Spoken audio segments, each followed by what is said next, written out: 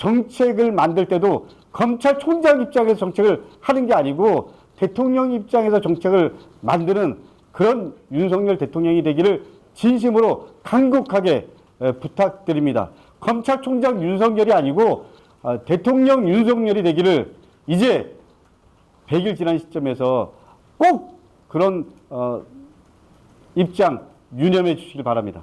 해당 정책의 이제 최종적으로 책임지실 분이 대통령이라고 생각하시는 건지. 해당 정책을 최종적으로 책임질 사람이 누구냐? 저는 그 부분이 대통령이어야 된다. 이 말에 대해서는 저도 예를 들면 이런 과정에 대해서 마지막 사람에 대한 책임도 그렇고 정책에 대한 최종 책임은 대통령이 저는 지는 것이 맞다라고 생각을 하고요. 이게 지금 예를 들면 교육뿐만의 문제가 아니고 전 국민적 이슈가 된 거잖아요. 단순하게 박순애 장관 사퇴시키고 그런다고 끝나는 문제가 아니잖아요.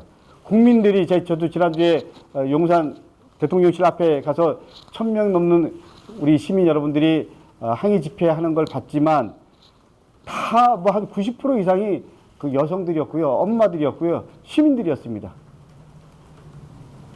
저는 이런 결과를 낳게 된 거에 대해서는 대통령이 어떤 형태로든지 국민들께 메시지가 있어야 되는 거 아닌가?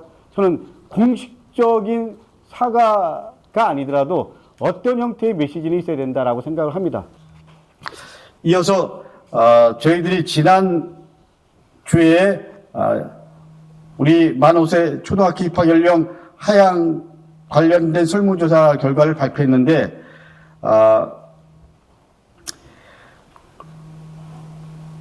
저희들이 그 일주일 동안 연결해서 계속 해봤습니다. 그랬더니 총 65만여 명이 설문조사에 응했습니다. 일주일 동안 설문조사에 65만 명이 응답했다라는 건 아마 대한민국 설문조사상 처음일 겁니다. 그 중에 학부모가 65%였고요. 그리고 교직원이 17%였습니다. 결론적으로 말씀드리면 설문조사 결과를 종합적으로 분석해 봤을 때 만 5세 초등학교 입학 연령 하향에 관련해서는 지난번에 발표한 추이와 거의 비슷합니다. 국민 여러분들의 95% 이상이 반대하는 것으로 약 94.4%니까 95%라고 해도 될 것 같습니다. 반발이 커지자 윤석열 정부와 박순애 장관은 뒤늦게 공론화의 과정을 거치겠다고 얘기했습니다. 공론화라는 것은 찬반 의견이 팽팽할 때, 그리고 또 입장이 다를 때, 뭐 이럴 때 하는 건데 이미 국민 여러분들이 95%가 반대하고 있는 정책에 대해서 공론화 절차를 거치겠다고 하는 것은 시간 낭비고, 그리고 그 피해는 고스란히 그 현장과 아이들에게 돌아갈 것입니다.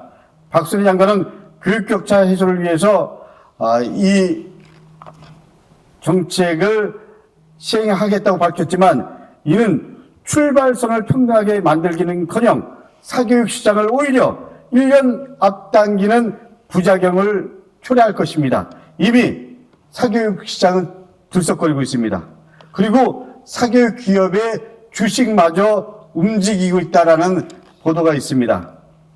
박순애 장관이 교육격차를 위한 해소가 목표였다면 현행 시행하는 누리과정 등 영유아 아이들을 위한 정책을 더 내실화해서 이것을 어떻게 잘 담아낼 것인가라는 고민을 했어야 했습니다.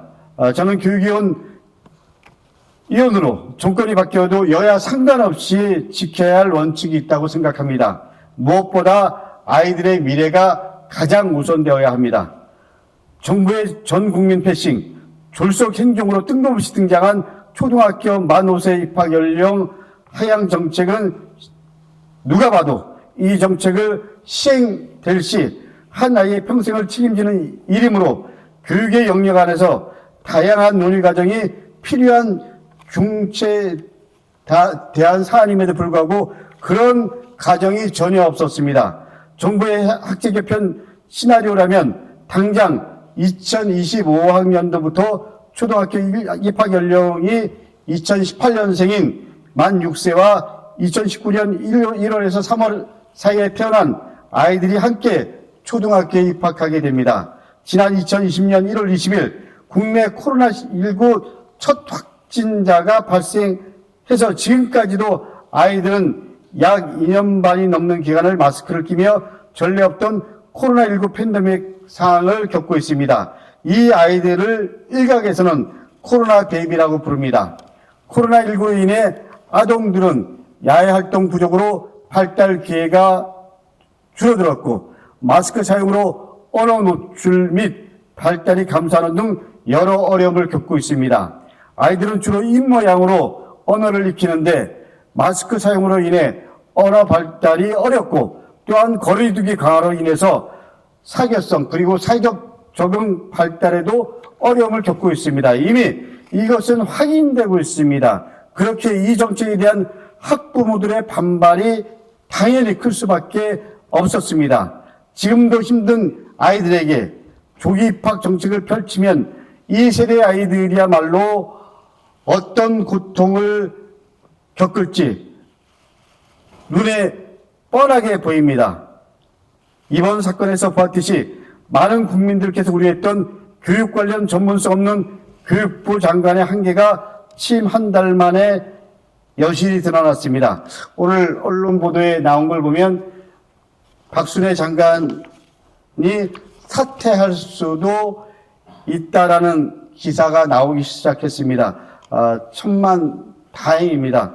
그렇지만 누가 이런 정책을 지시했는지 어떻게 이 정책이 만들어졌는지 이런 과정에 대해서 분명히 밝혀야 됩니다. 그리고 윤석열 정부는 이렇게 국민들이 반대와 우려가 큰 정책을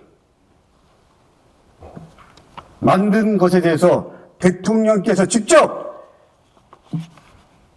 국민 여러분께 사과하는 것이 마땅하다고 생각합니다.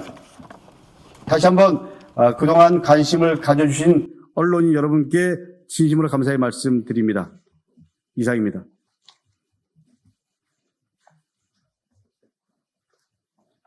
저희들이 사태와는 별개로 좀 전에 말씀드렸지만 이 정책이 누가 어떻게 만들어졌는지 뭐 이런 과정 포함해서 이 부분은 내일 국회 교육위에서 뭐 여당 의원님들도 그렇고 야당 의원님들도 그렇고 나름대로 뭐 다양한 의견 개진들을 할 거고 또 물어보는 의원들이 있다라고 생각을 합니다.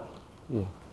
그 부분은 내일 교육위원회에서 저는 여러 의원님들이 뭐 다양한 질문지를 통해서 얘기들을 이어갈 거라고 생각합니다.